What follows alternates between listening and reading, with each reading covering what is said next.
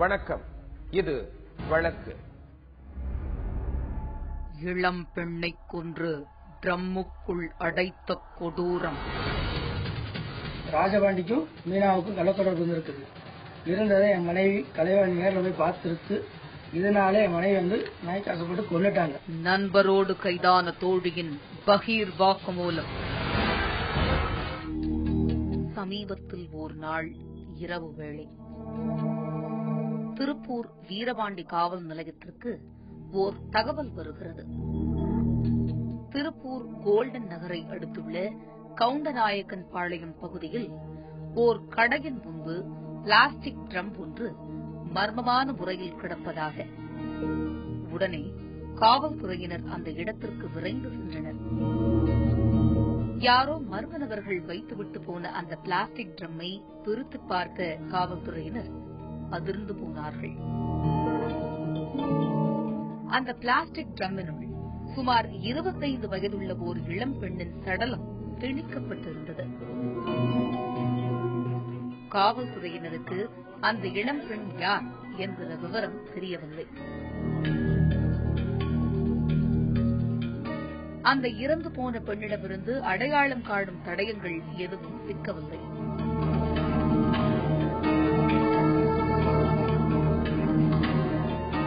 உடனே காவல்துறையினர் பிளாஸ்டிக் ட்ரம்மினுள் திணிக்கப்பட்டு இறந்து போயிருக்கும் அந்த இளம்பெண் யார், எதற்காக இந்த இளம்பெண் கொலை செய்யப்பட்டிருப்பார், கொலையாளி யார், இதனை அடுத்து காவல்துறையினர் விசாரணையை துரிதப்படுத்தினர்.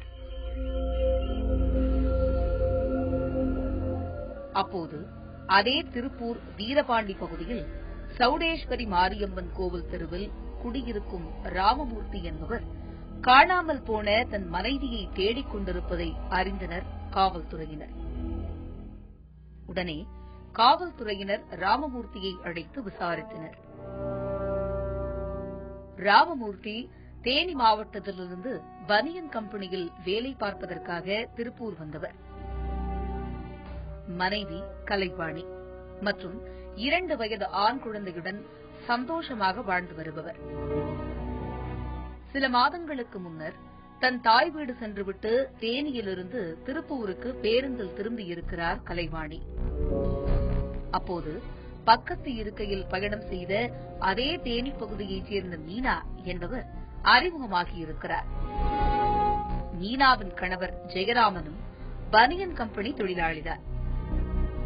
பேருந்தில் இருந்து இறங்கும் போது இருவரும் செல்போன் எண்களை பரிமாறிக்கொண்டனர். திருப்பூர் வந்த பின்பும் இருவரின் நட்பும் தொடர்ந்திருக்கிறது. இந்த நிலையில் கடந்த சில தினங்களுக்கு முன்னர் மீனா கலைவாணியிடம் வீரபாண்டியிலேயே வாடகைக்கு வீடு பார்க்கும்படி கூறியிருக்கிறார். என் பேத்தி நாங்க நல்லபடியாவே என் மையம் 4 வயசுல விட்டுட்டு இறந்துட்டேன். நாங்க நல்லபடியா ஒழுக்கமாதே பிள்ளைகளை வளர்த்து வந்தோம். ஆக மொத்தம் நாங்க பிள்ளைய சிவகாசியில கட்டி கொடுத்தோம். பஞ்சம் பழைக்கிறதுக்காக வேண்டி இந்த திருப்பூர் மந்திக்கு வந்துச்சு. இந்த பிள்ளைக்கு நாங்க அன்னஞ்சியில குடியிருக்கிறோம். எங்க கிட்ட வரும்போது தேனில இருந்து வரும்போது இந்த பிள்ளை பஸ்ல உட்கார்ந்து இருந்திருக்காங்க. நாங்க இருக்கிற ஏரியால வேலை இல்லம்மா, நீங்க இருக்கிற ஏரியால வேலை இருந்தா எங்களுக்கு அங்க ஒரு வீடு பாருங்க, நாங்க அங்க குடியிருக்கணும்னு இந்த பிள்ளைகிட்ட கலைவாணிகிட்ட மீனா கேட்டிருக்காங்க. அப்ப சரி வாங்கக்கா நாங்க பார்த்து வீடு விடுறேன்னு சொல்லிருக்காப்புல. தப்பா நினைச்சு பஸ்ல வரும்போது சரியாமா நீ வந்துருமா கேட்டுக்காங்க. நான் அந்த மாதிரி ஊருக்கான் இந்த மாதிரி ஊருக்கான்னு சொல்லி கலந்து பேசிக்காங்க. சரிப்பா நான் ரயில வர்றேன், ஒரு வீடு பார்க்கறதுக்கு பாருப்பா, நான் இருக்கிறேன் அப்படின்னு சொல்லி இந்த பிள்ளை பேசிருக்கு. சரிக்கா வாங்கக்கா நான் வீடு வீடுமா பாத்துக்கிறேன் அப்படின்னு சொல்லி இந்த பிள்ளை வெளியே வீடு பார்த்துருக்கு. நான் 10 நாளுக்குள்ள. கலைவாணியும் மீனாவுக்கு வீரபாண்டி பகுதியிலேயே வீடு வாடகைக்கு பிடித்து தந்துள்ளார். அக்கா மாமாவுக்கு இந்த சிவாஜியில கட்டி கொடுத்தோம். இந்த சிவாஜியிலிருந்து இந்த திருப்பூர் இடத்து பஞ்சமலைக்கு வந்திருந்தாங்க. இந்த பஞ்சமலை இடத்துல அடிக்கடி அன்னஜிக்கு போற மாதிரி அக்கா இருந்தாங்க. அம்மா பார்க்கறதுக்காக போயிருந்தாங்க. ரிட்டர்ன் பஸ்ல வர்றப்ப அந்த நம்ம மீனான்ற பொண்ணு அவங்க தேனி மாவட்டம், இந்த அக்கா கலைவாணியும் அவங்க தேனி மாவட்டம். இப்போ பஸ்ல திருப்பூர் வர்றப்ப அந்த மீனா என்ன சொல்லிருக்காங்கன்னா, இந்த மாதிரி நான் திருப்பூர்ல இருக்கிறேன், நம்ம புது பஸ் ஸ்டாண்ட்ல நான் வேலை பார்க்குறேன். அங்க எங்களோட அண்ணன் ரொம்ப டிஸ்டர்ப் பண்ணிருக்காங்க, அந்த மாதிரி பண்ணிட்டு இருக்காங்க, ஒரு வீடு இருந்தா பாருங்க கலைவாணி சொல்லிட்டு மீனான்றவங்க அக்காவை கேட்டிருக்காங்க. கடந்த ஏப்ரல் 29ஆம் தேதி கலைவாணியை மீனா தன் வீட்டுக்கு வரும்படி அழைத்திருக்கிறார். கலைவாணியும் உடனே தன் தோழியை சந்திக்க சென்றிருக்கிறார். தன் தோழியை சந்திக்க சென்ற கலைவாணி இரவு வெகுநேரமாகியும் வீடு திரும்பாததால் கணவர் ராமமூர்த்தி கலவரமடைந்தார். மீனா புதிதாக குடிபுகுந்த வீட்டிற்கு சென்று பார்த்தார். அந்த வீடு பூட்டிக் கிடந்தது. மீனாவும் அவர் கணவரும் வெளியூர் சென்றிருப்பதாக அக்கம் பக்கத்தினர் கூறினர். அதன் பின்பு ராமமூர்த்தி வீரபாண்டி காவல் நிலையத்தில் புகார் கொடுத்தார். இப்போது காவல்துறையினர் கலைவாணியின் இந்த கொடூர கொலைக்கு அவரின் தோழி மீனாவே முக்கிய காரணமாக இருக்கலாம் என்கிற சந்தேகத்தின் பேரில் தனிப்படை அமைத்து தேடி வந்தனர். மீனா தன் கணவர் ஜெயராமனின் ஊரான தேனி மாவட்டம் உத்தமபட்டியில் பதுங்கியிருப்பதாக காவல்துறையினருக்கு தகவல் கிடைக்க அங்கு விரைந்தனர். மீனாவை கைதும் செய்தனர். மீனா தன் உறவினரான ராஜபாண்டியுடன் சேர்ந்து கலைவாணியை சுடிதார் துப்பட்டாவால் கழுத்தை இறுக்கியும் பலமாக தலையில் தாக்கியும் கொலை செய்ததை ஒப்புக்கொண்டார். பின்பு கலைவாணியின் உடலை தண்ணீர் ட்ரம்முக்குள் அடைத்து தன்னுடைய வீட்டிலிருந்து உருட்டிக் கொண்டு போய் வீரபாண்டி சாலையில் ஆட்டோ பிடித்து எடுத்துக் கொண்டு போய் கோல்டன் நகரை அடுத்துள்ள கவுண்டநாயக்கன் பாளையம் பகுதியில் பூட்டிக் கிடந்த கடை முன்பு வைத்துவிட்டு வந்துவிட்டதாக தெரிவித்தார். மேலும் தன் கணவர் ஜெயராமனுடன் கலைவாணிக்கு தகாத தொடர்பு ஏற்பட்டதால் தான் கலைவாணியை கொலை செய்ததாகவும் கூறினார் மீனா. அடுத்த கட்டமாக காவல்துறையினர் மீனாவின் உறவினரான ராஜபாண்டியையும் கைது செய்தனர். ஆனால் மீனாவை வீரபாண்டி பகுதியில் குடிவைத்து வெறும் 9 நாட்களே ஆகிறது. கலைவாணிக்கு எப்படி ஜெயராமனுடன் பழக்கம் ஏற்படும்? மீனா வழக்கை திசை திருப்பவே இதுபோல் கலைவாணி மீது அபாண்டமாக பழி சுமத்துகிறார் என்கின்றனர் கலைவாணியின் குடும்பத்தினரும் உறவினர்களும். இது எங்கனால தாங்க முடியாது. அப்படிப்பட்டு நாங்க பிள்ளை வளர்க்கல. நாங்க யாராளுக்கு அரட்டி எங்க பிள்ளைங்க வந்து எங்க காலடியில எங்களுக்கு பயந்துதான் நடக்கும். நாங்க மிஞ்சி பிள்ளைகளை வளர்க்கல. அப்பேற்பட்ட பொண்ணு இல்ல. அதுவும் ஆடவனோட இயற்கை வந்து தப்பு மகளை சொல்லி இவங்க வந்து 2 பேருக்குள்ள தப்பா இருந்துச்சு, அதை பார்த்து நான் கொலை பண்ணேன் அப்படின்னு என் பிள்ளைய தப்பா பேசுறாங்க. இந்த மாதிரி தப்பா பேச பிள்ளைய பேசக்கூட நாங்க வழக்கம் கிடையாது பிள்ளைய. மேலும் அன்று மீனாவின் வீட்டில் என்ன நடந்தது என்பது மர்மமாகவே உள்ளது என்கின்றனர் கலைவாணியின் குடும்பத்தினர். 8.5 பவுன் நகைக்கு ஆசைப்பட்டே மீனாவும் ராஜபாண்டியும் கலைவாணியை கொலை செய்திருக்கிறார்கள் என்றும் கூறுகின்றனர் கலைவாணியின் குடும்பத்தார். அந்த அம்மா தேடி இந்த ஏரியாவுக்கு வரவு இந்த பிள்ளை வீடு போய் பார்த்து விட்டுருக்காங்க. வந்து 9 நாள் தான் ஆகுது. ஆகத்தான் மீனாவுக்கு இந்த ராஜபாண்டிக்கு தொடர்பு இருந்திருக்கு. அதை மறைக்கிறதுக்காண்டி இந்த கலைவாணியை அவங்க வீட்டுக்கு வர சொல்லிருக்காப்புல. அவங்க இருந்தாங்களோ இல்லையோ நம்ம ஆண்டவனுக்கு தான் தெரியும். என்ன நடந்துச்சும் போது தெரியாது. நாங்க வந்து அன்னஞ்சியில வந்து கும்பாபிஷேகம் நடந்துகிட்டு இருக்கு. நாங்க பிள்ளை வந்து அங்க பிறப்பிட்டு நகையெல்லாம் போட்டு பிறப்பிட்டு வந்த பிள்ளைய போன் போட்டு அந்த மீனாங்கிறவ கூப்பிட்டு நீ வாமா வீட்டு வரைக்கும் வந்துட்டு போ அப்படின்னு சொல்லிருக்காப்புல. இந்த பிள்ளை வீட்டுக்கு போன பிள்ளைய கொலை பண்ணி இப்படி செஞ்சுட்டாங்க. 4வது செஞ்சுட்டாங்க சாமி. அந்த பிள்ளைய வீட்டுக்கு வரவழைச்சு நகைக்காக கொண்டுட்டாங்க. கொண்டுட்டு மீனா கணவன் ஜெயராமுக்கும் கலைவாணி கள்ளத்தோடதும் சொல்லி வெளியான தகவல் விட்டுருக்காங்க. ஆனா இவங்க கொண்டவங்க சரி மீனாவுக்கு கொண்டுட்டு வீட்டுல இவங்க சரணத்தை போட்டு போயிருக்காங்க சார். அவுட்டர்ல கொண்டு போட்டு போயிட்டாங்க. ஆனா இருக்க நகைய பூரா எடுத்துட்டு போயிட்டாங்க. இந்த வரைக்கும் மீனா கணவரை கூப்பிட்டு எந்த விசாரணையும் பண்ணலாம் சார். இது தக்க நடவடிக்கை எடுக்கணும் சார். அவங்களுக்கு அதிகாரி எடுக்கணும். மீனாவுக்கும் ராஜபாண்டிக்கும் தகாத தொடர்பு இருந்ததை கலைவாணி பார்த்ததாலேயே இந்த கொலை நடந்திருக்க கூடும் என்றும் கூறுகின்றனர் கலைவாணியின் குடும்பத்தினரும் உறவினர்களும். இது வந்து பஸ்ல வரும்போது ஊர்ல இருந்து வரும்போது மீனாவுக்கும் கலைவாணிக்கும் போன்ல பழக்கம், நேரில் வரும்போது பழக்கமானது. கொஞ்ச நாள் அளவில் ஒரு 10 நாள் 20 நாளுக்குள்ளே வந்து அவங்க 2 பேத்துக்குள்ள வீடு பார்க்க சொல்லி இவங்க பேசிக்கிறாங்க. பேசினதுல 10 நாள்ல வீரபாண்டிக்கு குடி வர்றாங்க. குடி வந்த 10 நாள்லயே வந்து இந்த ராஜபாண்டிக்கும் மீனாவுக்கும் கள்ளத்தொடர்பு இருந்திருக்குது. இருந்ததை என் மனைவி கலைவாணி நேரில் போய் பார்த்துருக்கு. இதனால என் மனைவி வந்து நாய் கஷ்டப்பட்டு கொண்டுட்டாங்க. கொன்னதுக்காக என்ன நடவடிக்கை எடுக்கிறாங்கன்னு காவல்துறைக்கு தெரியல. அவங்க வாக்குமூலம் இருக்கிறது வந்து பொய்யான வாக்குமூலம் கொடுத்துருக்காங்க. அதை வந்து கரெக்டா காவல்துறை விசாரிக்கணும். அக்கா வந்துட்டு சரி இந்த மாதிரி நம்ம ஊருக்கான பண்ணும் ஒரு வீடு பார்க்கலாம் நம்ம நல்லா பண்ணு சொல்லிட்டு அக்கா வந்து அவங்க வந்து இங்க பிடி வச்சிருக்காங்க. பட் அவங்க ஹஸ்பண்ட் அக்கா வந்துட்டு யாருன்னு தெரியாது. மீனா தான் சொல்லியிருக்காங்க. மீனா நம்பர் தான் அவங்க கொடுத்துருக்காங்க. இந்த நம்பர் என்ன எழுதிருக்குங்க எனக்கு வந்து வீடு பார்த்தா நான் சொல்லுவேன்னு சொல்லிட்டு அக்கா வந்து இன்ஃபர்மேஷன் கொடுத்துருக்காங்க அந்த மீனாவுக்கு. மீனா வந்து சரிங்க வந்துட்டாங்க. அவங்க வந்து இந்த வீரபாண்டியல் வந்து 10 நாள் தான் ஆகுது. அவங்க ஒய்ஃப் வந்து வேலைக்கே போக மாட்டாங்க. பட் நம்ம இந்த ராஜபாண்டியன் மீனா இந்த 2 பேர் தான் களத்தொடுப்பு வந்துருக்கு. ராஜபாண்டியன் அடிக்கடி இந்த வேற வண்டிக்கு வந்து போயிட்டு இருந்திருக்காரு. அந்த டயத்துல மீனா வந்து அக்காவுக்கு வந்து கூப்பிட்டுருக்காங்க. மதியம் 1 மணிக்கு கூப்பிட்டுருக்காங்க. அந்த டயத்துல அக்கா போயிருக்கலாம் அந்த இடத்துல போய் இவங்க 2 பேர்த்த பாத்துருவாங்க. தற்சமயம் மீனாவின் கணவர் ஜெயராமனை தொடர்பு கொண்டபோது இந்த வழக்கு குறித்து எதுவும் பேச மறுத்திருக்கிறார். காவல்துறையினரின் தொடர்ந்த விசாரணையே உண்மையை வெளிச்சத்திற்கு கொண்டு வரும்.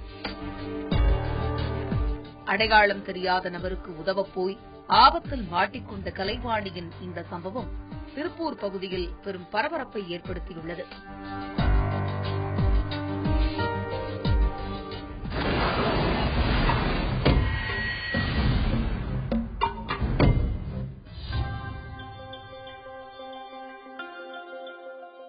திண்டுக்கல் அரசு மருத்துவமனை ஒரு கிராமமே திரண்டு கொண்டு கூடி நின்றனர். ஆண்கள் சோகத்துடன் நின்று கொண்டிருக்க பெண்கள் ஆங்காங்கே கூடி அமர்ந்து ஒப்பாரி பாடலாய் அழுது கொண்டிருந்தார்கள்.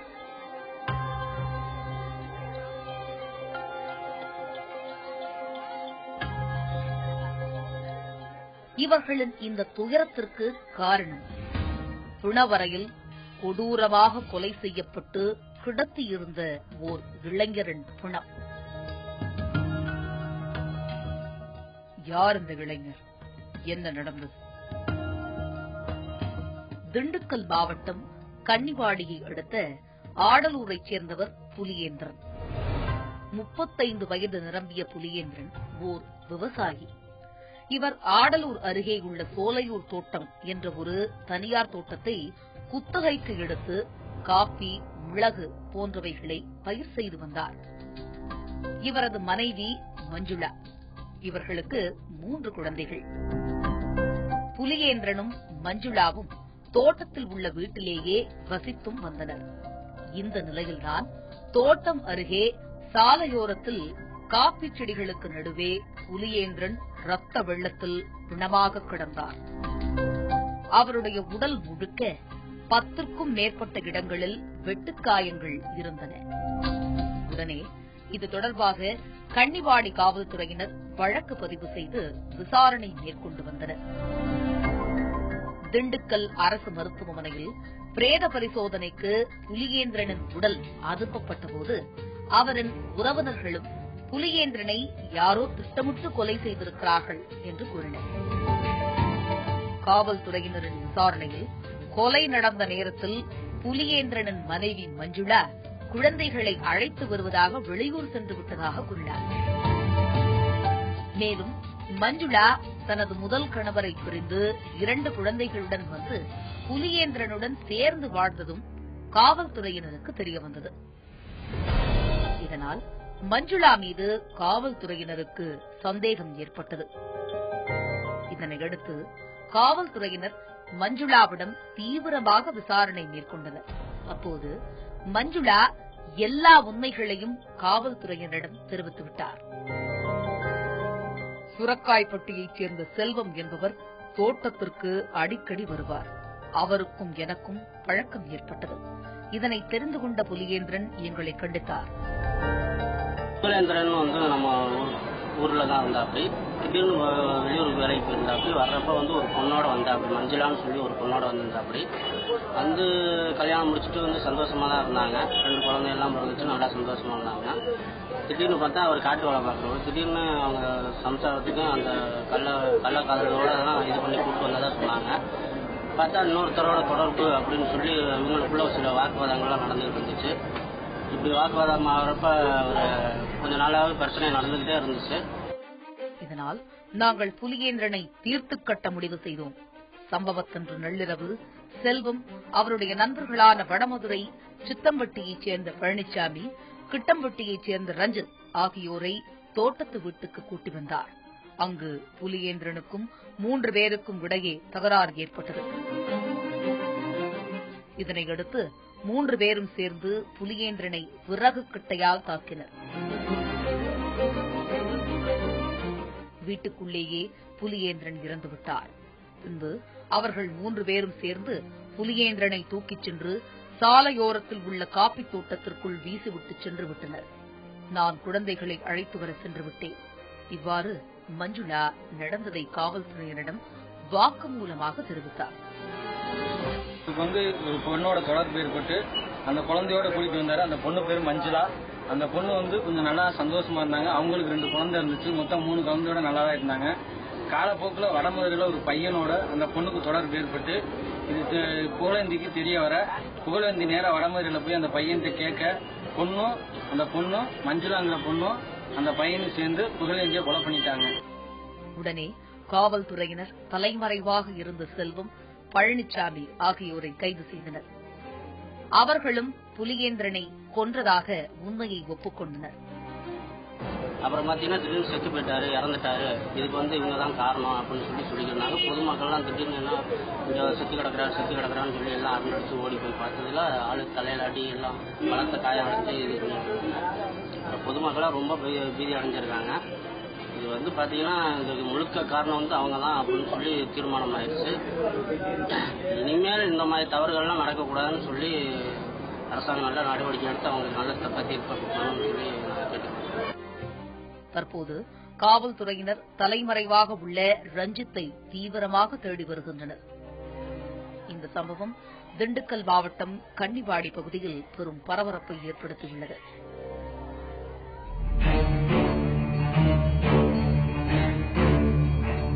கர்நாடகாவில் ஜெயலலிதா அவர்களுடைய வழக்கில் கர்நாடக உயர்நீதிமன்றம் சிறப்பு நீதிமன்றம் கொடுத்த தண்டனையை ரத்து செய்திருக்கிறது. மேல்முறையீடு அனுமதிக்கப்பட்டிருக்கிறது. இந்த சூழல்ல ஜெயலலிதா மீண்டும் அவங்க முதலமைச்சர் ஆவதற்கோ சட்டமன்ற உறுப்பினராக தேர்ந்தெடுப்பதற்கு சட்டத்தில் ஏதாவது தடை இருக்கிறதா? சட்டம் இது பற்றி என்ன சொல்கிறது? ஜெயலலிதா, சசிகலா, இளவரசி சுதாகரன் இவங்க 4 வழக்கை விசாரித்த சிறப்பு நீதிமன்றம் கர்நாடகத்தில் செப்டம்பர் 2014 அவங்கள 4 ஆண்டு காலம் சிறை தண்டனையும் 100 கோடி ரூபாய் அபராதமும், ஜெயலலிதா அவர்களுக்கு 100 கோடி ரூபாய் அபராதமும், மற்ற 3 தலா 10 கோடி ரூபாய் அபராதம் விதித்து உத்தரவு பிறப்பித்தது, தீர்ப்பு வழங்கியது. அந்த தீர்ப்புக்கு எதிராக மேல்முறையீடு செய்யப்பட்டது கர்நாடக உயர்நீதிமன்றத்தில்.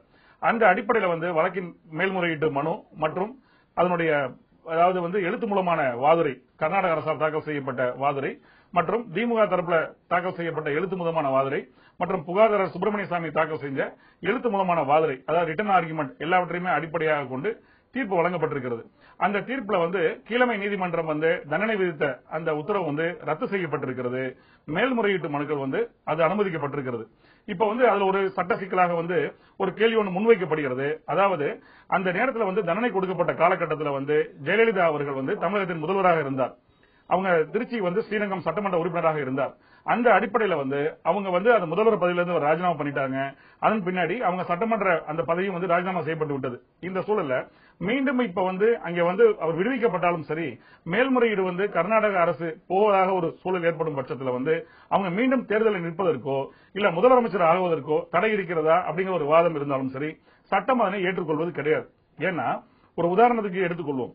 அதாவது கீழமை நீதிமன்றம் சிறப்பு நீதிமன்றம் அந்த வழக்கை விசாரிச்சு செப்டம்பர் 2014 அவங்களுக்கு தண்டனை கொடுக்கப்பட்டதுக்கு பதிலாக, கன்விக்ட் செய்யப்பட்டதுக்கு பதிலாக அக்யூட்டல், அதாவது விடுதலை செய்யப்பட்டிருந்தால் அப்போ ஒரு வாதம் வைக்கப்படுகிறது.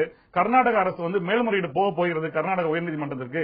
ஆகவே அவங்க தகுதி இழப்பு இருக்கணும், எம்எல்ஏ பதவி ராஜினாமா செய்யப்படணும், ரத்து செய்யப்படணும், அவங்க முதலமைச்சர் பதவியில் இருக்கக்கூடாது அப்படின்னு ஒரு வாதம் வைக்கப்பட்டிருந்தால் எப்படி அது அபத்தமாக பார்க்கப்பட்டிருக்குமோ? ஏன்னா சட்டம் அதை அனுமதிப்பது கிடையாது. ஒரு வழக்கினை பொறுத்த வரைக்கும் அவங்க தண்டிக்கப்பட்டால் அப்படி இருந்தா மட்டும்தான் பிரிவென்ஷன் ஆஃப் கரப்ஷன் ஆக்ட பொறுத்த வரைக்கும் அவங்க ஒரு பதவி, அரசு பதவி வைப்பதற்கோ இல்ல ஒரு அரசு சட்டமன்ற உறுப்பினராகவோ ஒரு எம்பியாகவோ இருப்பதற்கு தடை இருக்கிறது. ஆனா கீழே அவங்களுக்கு தண்டனை கொடுக்கப்பட்ட காரணத்தினால் மேல்முறையீடு தாக்கல் செய்யப்பட்டது. அந்த மேல்முறையீடு அனுமதிக்கப்பட்ட பொழுது அந்த நபர்களை பொறுத்த வரைக்கும் அது எந்த வழக்காக இருந்தாலும் சரி, இந்த ஜெயலலிதா அவருடைய வழக்காக இருந்தாலும் சரி, எந்த வழக்காக இருந்தாலும் சரி, சட்டத்தின் முன்னால் சமமா அப்படின்னு பார்க்கும் பொழுது ஒரு தீர்ப்புல ஒருத்தர் விடுவிக்கப்பட்டாருன்னு சொன்னா மேல்முறையீடு போவதாக இருந்தாலும் சரி, அது யார் போறதாக இருந்தாலும் சரி, சட்டம் அனுமதிக்கும் வகையில் இருக்கும் பொழுது அப்படிப்பட்ட செயல்களை பொறுத்த வரைக்கும் அவர் அது வரைக்கும் காத்திருக்கணும்.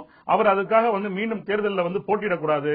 மீண்டும் அரசு பதவி, உதாரணத்துக்கு முதலமைச்சராகவோ வேறு எந்த விதமான ஒரு பதவி வைக்கக்கூடாதுன்னு சொல்லி சட்டம் சொல்வது கிடையாது. ஏன்னா ஒருவேளை அப்படி ஒரு நிலைப்பாடு இருக்குமேயானால், உதாரணத்துக்கு ஒருத்தரை பழிவாங்கணுங்கிறதுக்காக ஒரு வழக்கு மட்டும் பதிவு செஞ்சா போதும், அவங்க தேர்தலில் நிக்க முடியாது அப்படிங்கிற சூழலை சட்டம் ஏற்றுக்கொள்வது கிடையாது. தண்டனை கொடுக்கப்பட்டால் மட்டும்தான் அதற்கு சில கட்டுப்பாடுகள், நிபந்தனைகள், தடைங்கிற விஷயங்கள் இருக்கிறதே ஒழிய மற்றபடி ஒரு நபர் விடுவிக்கப்பட்டு விட்டார் அப்படிங்கிறது சூழல்ல. அதுவும் குறிப்பாக ஜெயலலிதாவுடைய வழக்குல அவர் விடுவிக்கப்பட்டு விட்டார், கீழமை நீதிமன்றம் பிறப்பித்த உத்தரவானது ரத்து செய்யப்படுகிறது அப்படின்ற ஒரு விஷயம் இருக்கும் பொழுது அவர் மீண்டும் முதலமைச்சர் ஆவதற்கோ இல்ல சட்டமன்ற தொகுதியில அவர் மீண்டும் ஒரு வேட்பாளராக தேர்தலில் நிற்பதற்கோ எந்த விதமான தடை கிடையாது. சட்டம் அப்படிதான் வலியுறுத்துகிறது. மீண்டும் வேறொரு வழக்கோடு உங்களை சந்திக்கிறேன். நன்றி, வணக்கம்.